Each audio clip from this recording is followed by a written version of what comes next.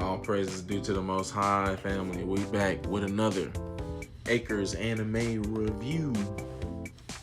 I just finished watching, family. This is season 4, episode 6 of Reincarnated as a Slime. And family, this one was jam-packed. There was a lot of development in this episode. There's a lot going on, a lot of happenings. Really quick, family, because we're on the journey to 100 YouTube subscribers. If you're watching this and not subscribed on YouTube, go ahead and hop on the YouTube gang. Help us out, family. We appreciate that. But family, let's get into the episode. So the last episode, we was triggered, upset, livid, right? Because they made, an unreasonable requests of us, right? And I don't remember exactly what the requests were, but basically, like, they wanted us to pay a fee to be a part of the council. They wanted us to build like a railroad to give like express travel to all of the council, but they wanted us to build and pay for it. And then they wanted us to like be like the go-to military, right? And so Rimuru wasn't going for it. And so we get very upset. Now, what was going on, family, is a couple of things. There is a bribery aspect to what's going on here, right? As far as antagonizing Rimuru and Tempest against the council, right? For the most part, the council actually wants that. Maribel is manipulating others to put the council and Tempest at odds. Okay? So there's some guy, and he ended up getting arrested, but he's in on the bribery scam with this guy, Prince Elric, who tried to recruit Hinata, but she warned him, like, hey man, don't mess with Rimuru. Like, he's way stronger than you think. And lo and behold, this is what we find out. So so Rimuru notices, or really the MVP of this episode was Raphael. And Rimuru said, hey, moving forward, like this politics stuff, this deception, and all this, he's like, I'm leaving that to Raphael moving forward. That's up to the big man, to Sensei. Rimuru calls Raphael Sensei. Raphael Sensei, Dibiru-sama. Okay.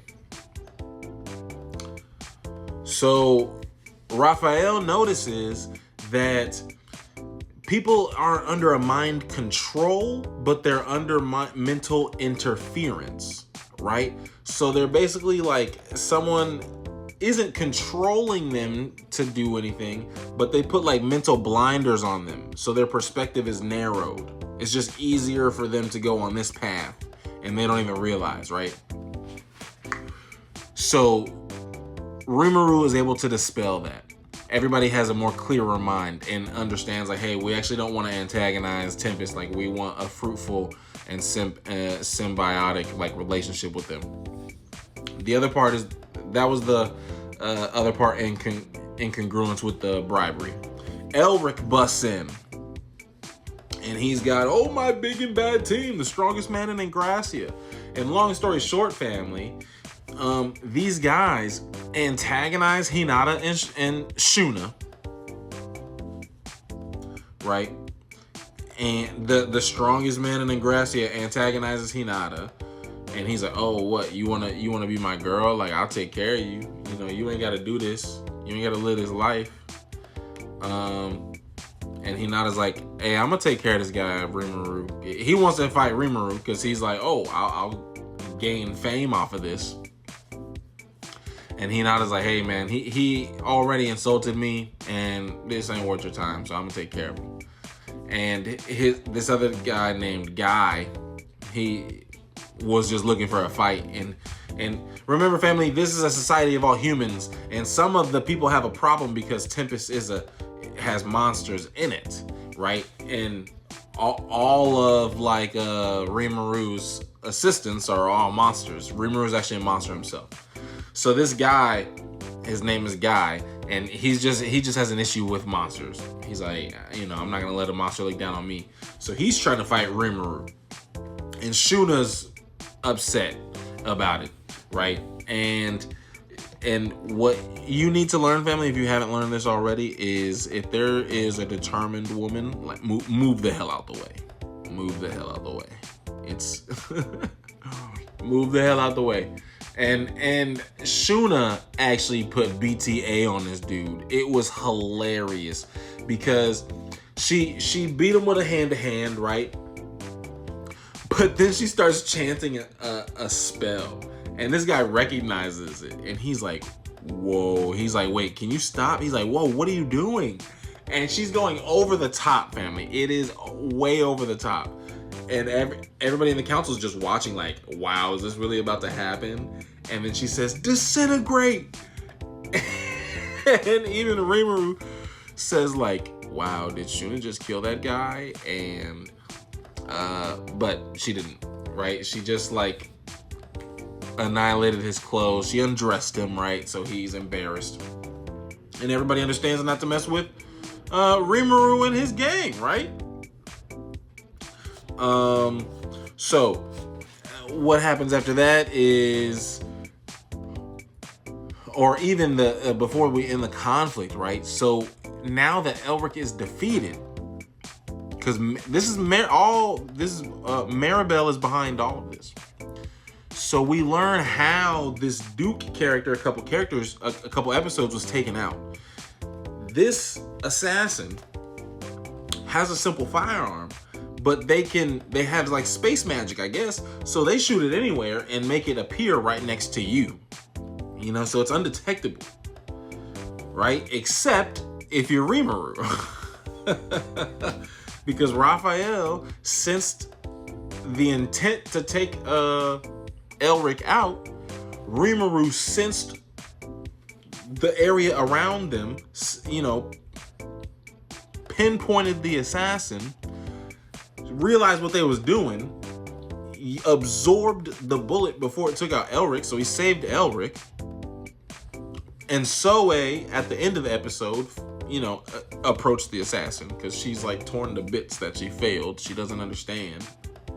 But so now Elric is saved. They wanted to make it look like Rimuru took out Elric, and again to put the council at odds with Rimuru. But Rimuru saved Elric, and then Elric's dad came in, the King of Ingracia, and he basically says like, "Hey, I'm sorry for what my son did. He's an idiot." And Rimuru says like, "He is, but I forgive him," because as mad as Rimuru was, and he actually said this earlier in the episode, but again, this just informs his approach after he calmed himself down. His political stance is mutual relations with humans, right? So he puts his feelings to the side. He's like, yeah, he did me dirty. Like he pissed me off. He's a bonehead, like, but whatever, I forgive him. And the king's like, I would actually prefer that we have a fruitful relationship moving forward, and I'll make amends for what my son did. And Rimuru says like, yeah, man, let's do that. And see, family, Maribel worked to pin Rimuru against the wall, but it all worked out in his favor because Raphael is so genius.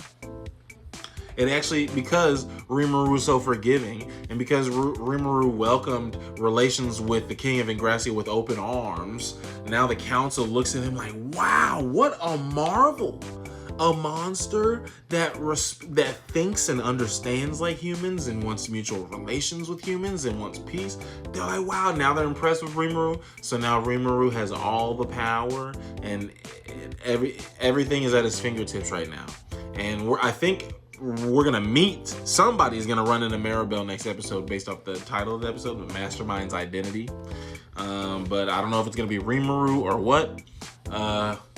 All praise is due to the Most High, family. Peace and love.